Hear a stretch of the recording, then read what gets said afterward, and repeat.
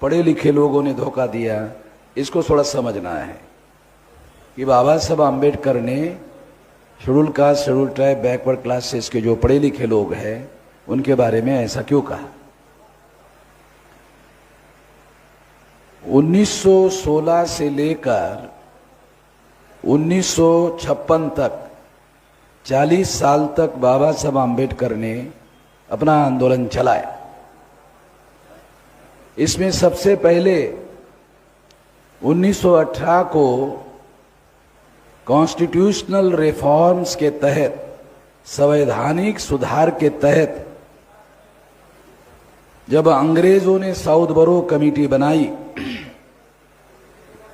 तो उस कमेटी को बाबा साहब आम्बेडकर ने मेमोरेंडम दिया और उस मेमोरेंडम में उन्होंने कहा कि हमें नॉमिनेटेड रिप्रेजेंटेशन नहीं चाहिए, हमें रियल रिप्रेजेंटेशन चाहिए। ये 1918 में बाबा साहब आम्बेडकर ने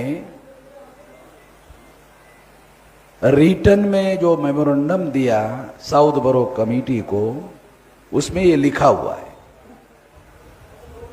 तो 1916 से लेकर 2022 तक अभी लगभग 106 साल हो गए, 106 साल हो गए, 106 ईयर हो गए। मगर हमारे पढ़े लिखे लोगों को अभी भी ये बात समझ में नहीं आती कि नॉमिनेटेड रिप्रेजेंटेशन और रियल रिप्रेजेंटेशन में क्या फर्क है। अभी भी मैं ये नहीं कह रहा हूं कि हमारे अनपढ़ और गवार लोगों को ये बात समझ में नहीं आती, ये नहीं कह रहा हूं। मैं कह रहा हूं पढ़े लिखे लोगों को नॉमिनेटेड रिप्रेजेंटेशन और रियल रिप्रेजेंटेशन का फर्क 106 साल हो गए, अभी तक समझ में नहीं आता। मैं ये बात क्यों कह रहा हूं? क्योंकि हम लोगों को, खास तौर पर शेड्यूल कास्ट और शेड्यूल ट्राइब के लोगों को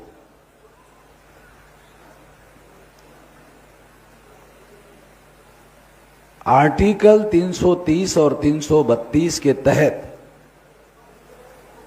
विधानसभा और लोकसभा में पॉलिटिकल रिजर्वेशन लागू है।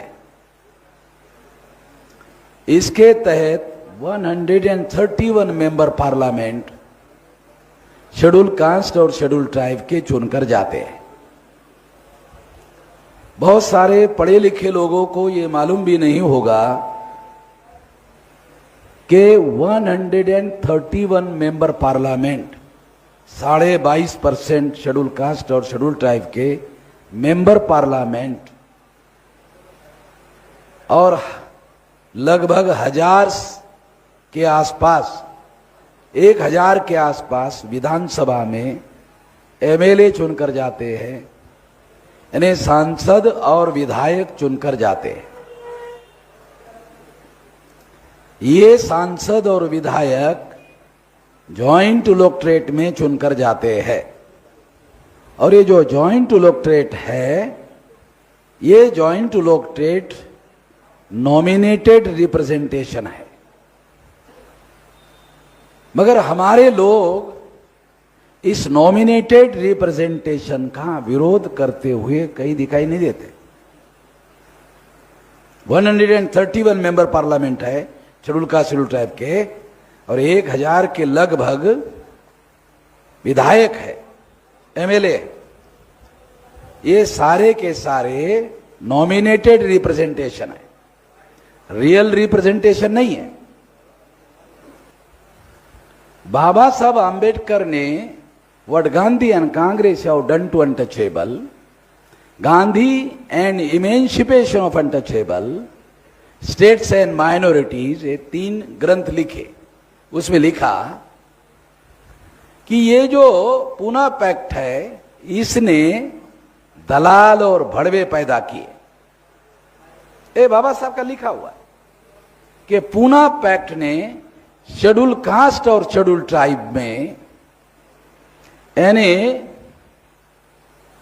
शेड्यूल कास्ट और आदिवासियों में दलाल और भड़वे पैदा किए। जॉइंट इलेक्टोरेट से नॉमिनेटेड रिप्रेजेंटेशन देकर, यह शब्द प्रयोग बाबा साहब आम्बेडकर का है, मेरा नहीं है।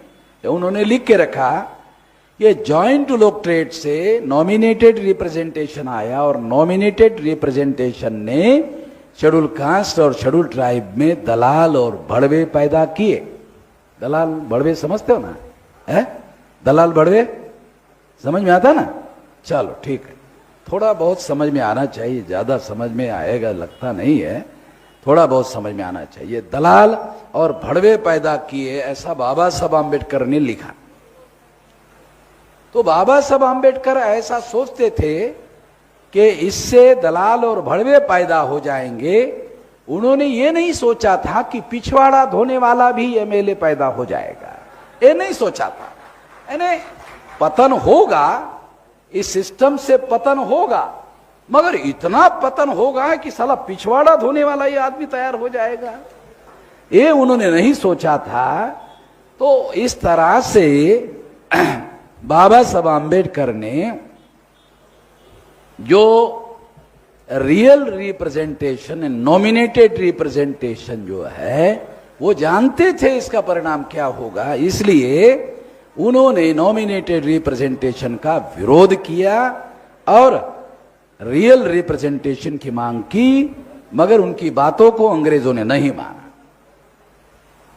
1928 को साइमन कमीशन भारत में आया, तब तक कांग्रेस का नेतृत्व बदल गया था और कांग्रेस का नेतृत्व गांधी जी कर रहे थे। 1918 में बाल गंगाधर तिलक कांग्रेस के नेता थे और 1928 में गांधी जी कांग्रेस के नेता थे। तो गांधी जी ने जब साइमन कमीशन ने घोषित किया कि 1919 ने कानून ने रिप्रेजेंटेशन लिमिटेड है, तो इसको बढ़ाया जाएगा और schedule caste, schedule type, backward classes के लोगों को रिप्रेजेंटेशन की संख्या बढ़ाई जाएगी, तो गांधी जी इसके विरोध में खड़े हो गए। हम लोगों को यह पढ़ाया जाता है कि गांधी जी ने आजादी के आंदोलन का नेतृत्व किया। हमको यह पढ़ाया जाता है कि गांधी जी हमारे आजादी का आंदोलन का नेतृत्व कर रहे थे। ये सारे देश भर में पढ़ाया जाता है। कांग्रेस की सरकार हो या बीजेपी की सरकार हो, दोनों सरकारों में यह पढ़ाया जाता है। मगर मैं आपको बताना चाहता हूं, उसे जानना जरूरी है कि गांधी जी ने हमारे लोगों को अधिकार बढ़े जाए इसका विरोध किया। ये बात आप लोगों को पता नहीं है, मगर ये बात बाबा साहब आम्बेडकर ने what Gandhi and Congress have done to untouchable नाम के किताब में लिखी, सबूतों के साथ। इसे आप लोगों को पढ़ना चाहिए, तो आपको सबूत मिल जाएंगे। इस सबूत से यह भी सिद्ध होता है कि गांधी जी सभी लोगों के आजादी का आंदोलन नहीं चला रहे थे, क्योंकि वो एससी, एसटी, ओबीसी के अधिकारों का विरोध कर रहे थे। तो इसलिए गांधी जी सभी लोगों के आजादी का आंदोलन कर रहे थे, ये बात सही नहीं है, क्योंकि ये बात आप लोगों को पता नहीं है, इसलिए बता रहा हूं। ये जानकारी आप लोगों को नहीं है, इसलिए बता रहा हूं। ये जानकारी होना चाहिए। साथियों, जब गांधी जी ने इसका विरोध किया, तो बाबा साहब आम्बेडकर ने भी गांधी जी का विरोध किया, और इस वजह से साइमन कमीशन ने जो भी रिकमेंडेशन दिया, उस पर फौरी तौर पर अंग्रेजों ने कोई अमल नहीं किया। 1930 में अमल करने के लिए अंग्रेजों ने राउंड टेबल कॉन्फ्रेंस बुलाई। बाबा साहब आम्बेडकर गए, गांधी जी नहीं गए। फाइनल डिसीजन लेने के लिए अंग्रेजों ने 1932 को सेकंड राउंड टेबल कॉन्फ्रेंस बुलाई, तो वहां गांधी जी गए। गांधी जी गए, बाबा साहब अम्बेडकर गए। वहां गांधी जी ने बाबा साहब अम्बेडकर के द्वारा जो सेपरेट इलेक्टोरेट की मांग की थी शेड्यूल कास्ट शेड्यूल ट्राइब के लिए, उसका विरोध किया। गांधी जी सभी लोगों के आजादी के आंदोलन कर रहे थे, ऐसा बता रहे थे, मगर आजादी में हम लोगों को हक अधिकार देने के पक्ष में नहीं थे, इसलिए वो विरोध कर रहे थे। तो बाबा साहब आम्बेडकर ने जो मांगे मांगी उसका विरोध किया। रिकॉर्डेड बातें, डॉक्यूमेंट्री एविडेंस के आधार पर बता रहा हूं। तो बाबा साहब आम्बेडकर ने भी गांधी जी का विरोध किया, और गांधी जी ने जो कुछ कहा था सबूतों के साथ कैसे गलत है वहां सिद्ध कर दिया। आखिरकार 17 अगस्त 1932 को कम्युनल अवार्ड डिक्लेयर हुआ और बाबा साहब आम्बेडकर की मांगे मान ली गई सेपरेट इलेक्टोरेट। तो ये सेपरेट इलेक्टोरेट क्या है? आप लोगों को, बहुत सारे लोगों को मालूम नहीं है सेपरेट इलेक्टोरेट क्या है। सेपरेट इलेक्टोरेट का मतलब है कि शेड्यूल कास्ट के चुनाव में अगर सेपरेट इलेक्टोरेट होता है तो शेड्यूल कास्ट के ही वोटर होंगे, शेड्यूल कास्ट के ही कैंडिडेट होंगे, और दूसरे ब्राह्मण क्षत्रिय वैश्य को वोट देने का वहां अधिकार नहीं होगा, उनको दूसरे जगह होगा। मगर ब्राह्मण क्षत्रिय वैश्य को शेड्यूल कास्ट के कैंडिडेट चुनने का अधिकार नहीं होगा। शेड्यूल कास्ट का, शेड्यूल ट्राइब का कैंडिडेट चुनने का अधिकार या तो शेड्यूल कास्ट को होगा या तो शेड्यूल ट्राइब को होगा। शेड्यूल कास्ट के चुनाव क्षेत्र में शेड्यूल कास्ट का होगा और शेड्यूल ट्राइब के चुनाव क्षेत्र में शेड्यूल ट्राइब का होगा। ये अधिकार बाबा साहब आम्बेडकर ने हासिल किया। गांधी जी को लगा कि इससे तो शेड्यूल कास्ट और शेड्यूल ट्राइब में स्वाभिमानी, स्वावलंबी, आत्मनिर्भर नेतृत्व निर्माण होगा, जो गांधी जी की बात सुनने वाला भी नहीं है, मानने की तो बहुत दूर की बात है। तो गांधी जी ने इस वजह से इसका विरोध किया। मगर विरोध करने के बावजूद भी जब बाबा साहब अम्बेडकर ने बात को नहीं माना तो गांधी जी ने आमरण अनशन करने की घोषणा की। आमरण अनशन समझते हो ना? है? आमरण अनशन, आमरण अनशन गांधी जी ने ऐलान किया और गांधी जी उपवास के लिए बैठ गए। यानी हमारे अधिकार छीनने के लिए गांधी जी ने आमरण अनशन किया। ये पता नहीं हमारे लोगों को इतिहास। गांधी जी ने अपने जीवन में 21 बार उपवास किया, एक बार भी हमारे फायदे के लिए नहीं किया। जब किया तो हमारे विरोध में किया। तो गांधी जी किस तरीके के महात्मा थे इससे पता चलता है। यानी मैं गांधी जी को महात्मा नहीं मानता, मैं बहुत सारे लोग मानते हैं कि गांधी जी महात्मा थे। गांधी जी को लोग महात्मा क्यों बोलते थे? क्योंकि वो कमर के ऊपर कोई कपड़ा नहीं पहनते थे, इसलिए महात्मा लोग कहते थे। और जो धोती पहनते थे वो भी पूरी नहीं पहनते थे, जैसे बंगाली पूरी पहनते हैं। बंगाली लोग धोती पहनते ना तो पूरी पहनते पैर तक। तो ये क्या है, ये लंगोटी की तरह धोती पहनते थे। ये लंगोटी जैसे बांधी जाती है ना, उस तरह से गांधी जी धोती पहनते थे। तो चर्चिल जो है, जो इंग्लैंड का प्रधानमंत्री है, वो गांधी जी को कहते थे हाफ नेक्ड फकीर, अधनंगा फकीर। ऐसा चर्चिल जो इंग्लैंड के प्रधानमंत्री है वो ऐसा कहते थे। साथियों, गांधी जी ने महात्मा होने के लिए जो करना चाहिए था वो कोई काम नहीं किया, केवल कमर के ऊपर कपड़ा नहीं डाला। तो लोगों को लगा रही है बैरिस्टर आदमी है, फिर भी कमर के ऊपर कपड़ा नहीं डाल रहा है, तो ये कोई साधारण आत्मा नहीं होगी, ये कोई महात्मा होगी। हमारे लोग जो भोले भाले लोग हैं उनको समझ में तो आता नहीं, राजनीति कोई बच्चों का खेल तो है नहीं जो समझ में आ जाए। तो इसलिए लोगों को समझ में नहीं आया, उनको महात्मा कहा। तो मैं तो महात्मा नहीं मानता, क्योंकि मैं तो राजनीति, गांधी जी ने हमारे अधिकारों का विरोध किया, इसलिए मैं उसका विरोध करता हूं। मैं नहीं मानता गांधी जी को महात्मा। तो गांधी जी के आमरण अनशन की वजह से अंग्रेजों से लड़ झगड़ कर बाबा साहब आम्बेडकर ने जो अधिकार हासिल किया था वो गांधी जी ने छीन लिया। ये भी मालूम नहीं हमारे लोगों को।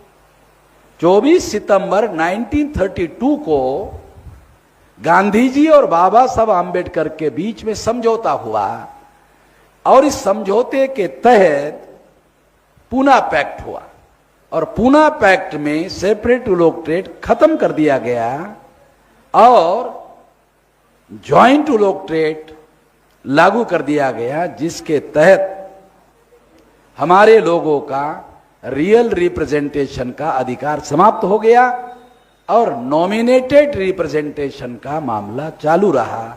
उसके तहत आज 131 मेंबर पार्लियामेंट चुनकर जाते हैं, 1000 के लगभग एमएलए चुनकर जाते हैं, जिसको बाबा साहब आम्बेडकर ने कहा कि ये दलाल और भड़ुए है,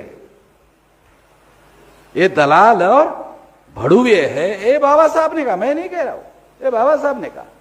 अब बाबा साहब ने कहने के बाद हमें कहने की कोई जरूरत है नहीं, क्योंकि वो तो फाइनल अथॉरिटी है। और आजाद भारत में आर्टिकल 330 और 332 जो संविधान का है उसके तहत ये व्यवस्था आज भी लागू है। तो इसलिए साथियों, ये धोखाधड़ी हुई और सेकेंड इंडिया एक्ट 1935 के तहत इसे कानून बना दिया गया। जब कानून बना दिया गया तो 37 के प्रोविंशियल गवर्नमेंट के चुनाव के लिए, पानी गोद लेना, प्रोविंशियल गवर्नमेंट के चुनाव में चुनाव हुआ और बहुत सारी विधानसभा में दलाल और भड़ुए लोग चुनकर गए।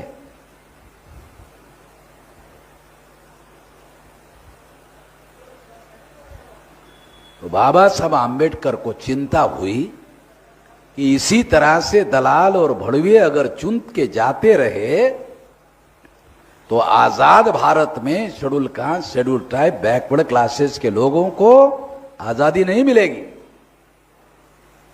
अब आजादी को 75 साल हो गए।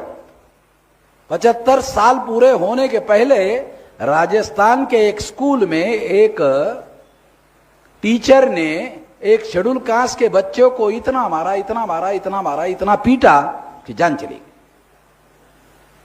आजादी के 75 साल बस साल में इससे प्रमाणित होता है, सिद्ध होता है कि शेड्यूल कास्ट को आजाद भारत में आजादी नहीं मिली, शेड्यूल ट्राइब को, आदिवासियों को आजादी नहीं मिली, ओबीसी को आजादी तो दूर की बात, उनके जातियों की गिनती नहीं हो रही है, जानवरों की गिनती कर रहे।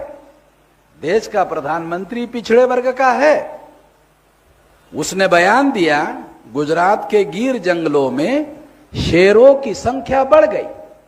इसका मतलब है शेरों की नरेंद्र मोदी गिनती कर रहा है मगर ओबीसी की गिनती नहीं कर रहा, इंसानों की गिनती नहीं कर रहा है, जानवरों की कर रहा है। देश का जो प्रधानमंत्री है, इससे प्रमाणित हो जाता है कि किस तरीके से हमारे लोग प्रतिनिधि चुनकर जा रहे हैं और हमारा काम करने के बजाय हमारे दुश्मनों का काम कर रहे हैं। इससे चिंतित होकर 18, 19, 20 जुलाई 1942 को बाबा साहब आम्बेडकर ने ऑल इंडिया की शेड्यूल कास्ट फेडरेशन की एक अधिवेशन नागपुर में बुलाया तो उसमें 50,000 पुरुष और 25,000 महिला डेलीगेट थी ऑल इंडिया से। आपके बंगाल से भी लोग थे नागपुर के अधिवेशन में, सारा रिकॉर्ड हमारे पास अवेलेबल। तो मैं आप लोगों को ये बता रहा हूं कि जब ये अधिवेशन चल ही रहा था तो अंग्रेजों ने बाबा साहब आम्बेडकर को, जो सेंट्रल गवर्नमेंट थी, उस सेंट्रल गवर्नमेंट में सिंचाई, सीपीडब्ल्यूडी, एक तो पीडब्ल्यूडी है जो राज्य सरकार का होता है, सी लगती सेंटर, सीपीडब्ल्यूडी, सिंचाई, बिजली, और इस तरह से लगभग 4 विभाग का कैबिनेट मिनिस्टर बनाया। और जब बाबा साहब आम्बेडकर कैबिनेट मिनिस्टर बने तो गांधी ने देखा कि अरे ये अंग्रेज लोग तो शेड्यूल कास्ट को, शेड्यूल ट्राइब को, बैकवर्ड क्लास को अधिकार पर अधिकार दे रहे हैं। अगर ऐसा ही होता रहा तो इनको तो और बहुत ज्यादा अधिकार मिलेंगे। अंबेडकर को मिनिस्टर बना दिया, अब तो पता नहीं क्या क्या होगा। तो जब गांधी जी ने ऐसा देखा तो 9 अगस्त इसके विरोध में गांधी जी ने निर्णय किया कि ये तो अंग्रेज कर रहे हैं, तो अंग्रेजों को ही भगाना होगा। तो गांधी जी ने 9 अगस्त 1942 को क्विट इंडिया मूवमेंट, भारत छोड़ो आंदोलन शुरू कर दिया। आप लोग पढ़ते हो ना स्कूलों में, भारत छोड़ो। गांधी जी ने आंदोलन शुरू कर दिया। दिखने के लिए तो दिखता है आजादी के लिए हो रहा है, मगर बाबा साहब आम्बेडकर को ये 4 मंत्रालय का पोर्टफोलियो क्यों दिया गया, उसकी वजह से गांधी जी ने फौरी तौर पर क्विट इंडिया मूवमेंट, भारत छोड़ो आंदोलन शुरू कर दिया। और भारत छोड़ो आंदोलन अगर शांतिपूर्ण तरीके से चलाया गया तो अंग्रेज मेरी बात नहीं मानेंगे, इसलिए गांधी जी ने हिंसा करने का लोगों को आदेश दिया और कहा डू और डाई, डू और डाई, करो या मरो। तो गांधी जी जीवन भर अहिंसा के द्वारा आंदोलन चला रहे थे, ऐसा हमें पढ़ाया जाता है। मगर 9 अगस्त 1942 को गांधी जी ने अहिंसा का त्याग किया और डू और डाई, करो या मरो, हिंसा करने का आदेश दिया कांग्रेस को। जब हिंसा करने का आदेश दिया तो राष्ट्रव्यापी हिंसा हुई, नेशन वाइड वायलेंस हुआ और सारा डॉक्यूमेंट अंग्रेजों ने वायलेंस का डॉक्यूमेंट इकट्ठा किया। बाबा साहब आम्बेडकर सेंट्रल में मिनिस्टर थे, उनके सामने वो डाटा उन्होंने दिया। तो गांधी जी ने वायलेंस करने का काम करने की वजह से अंग्रेजों ने 42 को घोषित किया, अब हम ज्यादा देर भारत में नहीं रहेंगे, अब भारत छोड़ जाएंगे। इसी के तहत 2 सितंबर 1946 को इंटरिम गवर्नमेंट बनाई गई। इस इंटरिम गवर्नमेंट में जवाहरलाल नेहरू को प्रधानमंत्री बनाया गया और लियाकत अली, जो बाद में पाकिस्तान के प्रधानमंत्री बने, उनको फाइनेंस मिनिस्टर बनाया गया। मुस्लिम लीग और कांग्रेस की जॉइंट सरकार बनाई गई। बंगाल के लोगों को, पुराने लोगों को मालूम होगा, क्योंकि बंगाल का विभाजन हुआ, इसलिए बंगाल के लोगों को, पुराने लोगों को पता है। जो नौजवान लोग हैं उनको इतिहास मालूम नहीं है, इसलिए बता रहा हूं, जानकारी नहीं है नौजवानों को। तो साथियों, क्या हुआ, उस मंत्रिमंडल में बाबा साहब आम्बेडकर का भी आंदोलन था, नहीं लिया गया और संविधान सभा का चुनाव घोषित किया।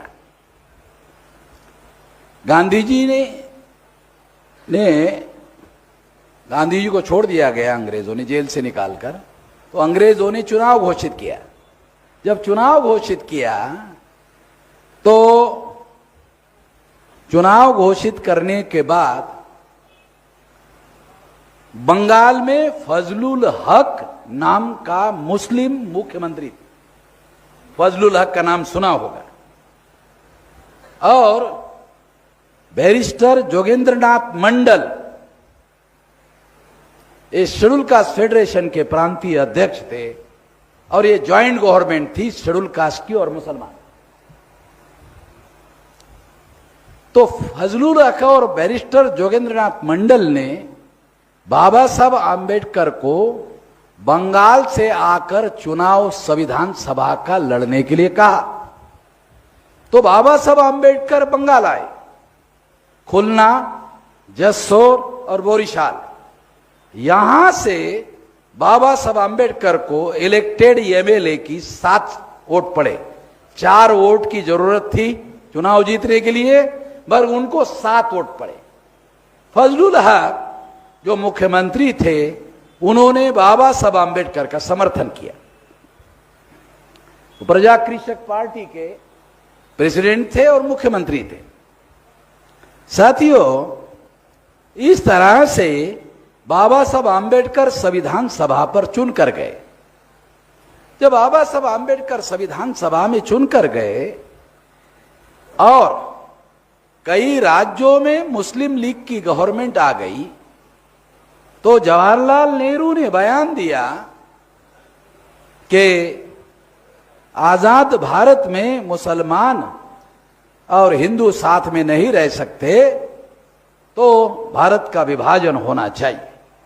जवाहरलाल नेहरू ने सबसे पहले बयान दिया।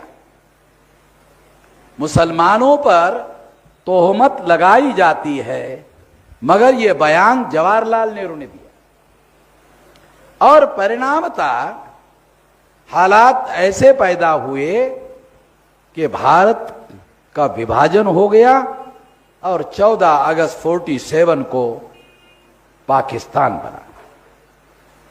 पाकिस्तान बनने के बाद बंगाल का वो हिस्सा जहां से बाबा साहब आम्बेडकर चुनाव जीतकर आए थे, वो हिस्सा पाकिस्तान चला गया।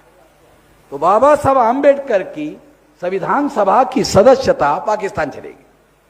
बाबा साहब आम्बेडकर भारत में ही रहे तो उनकी सदस्यता खारिज हो गई।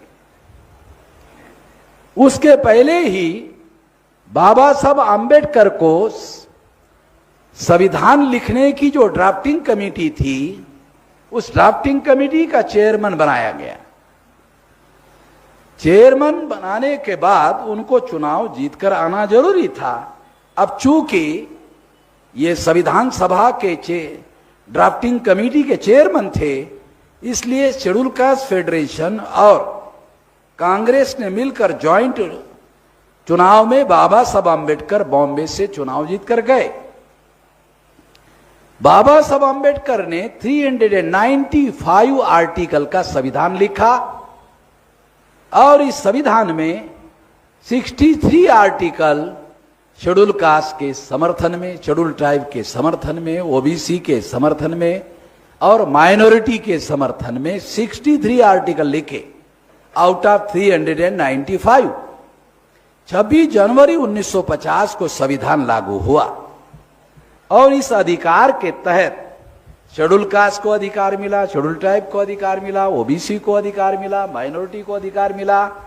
परिणामतः इस अधिकार के मिलने से एससी, एसटी, ओबीसी, माइनॉरिटी में आजाद भारत में पढ़ा लिखा वर्ग तैयार हो गया। बाबा साहब आम्बेडकर के लड़ाई और संघर्ष की वजह से एससी, एसटी, ओबीसी, माइनॉरिटी के लोगों को अधिकार मिले।